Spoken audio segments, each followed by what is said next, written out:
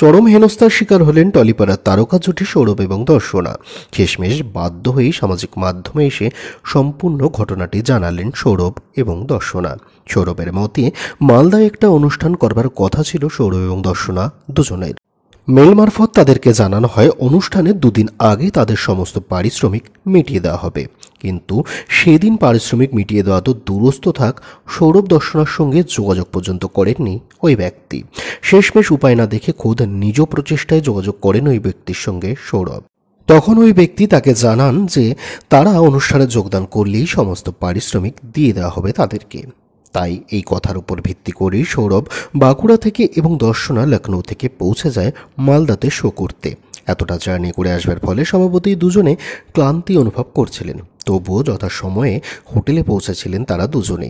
এত সবের পরে পারিশ্রমিক দেওয়া তো দূরে থাক, তাদের সাথে সেভাবে নাকি যোগাযোগ পর্যন্ত করা হয়নি। দর্শনা তো আরও দাবি করে বসলেন তাদের সাথে নাকি অনেক রকমের হেনস্থা পর্যন্ত করা হয়েছে, যা তারা সামাজিক মাধ্যমে বলতে চান না।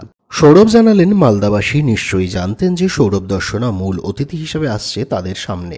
তাদের অনেকের সাথে অভিনেতার কথাও হয়েছে, কিন্তু তারা কেন যথাযথ স্থানে পৌঁছাতে পারলেন না সে নিয়ে যাতে মানুষের মধ্যে কোনো প্রকারের ভুল বার্তা না পৌঁছায়, সেই জন্য তারা সামাজিক মাধ্যমে এসে পুরো সত্যিটা অর্থাৎ পুরো ব্যাপারটাকে সবার সামনে তুলে ধরলেন।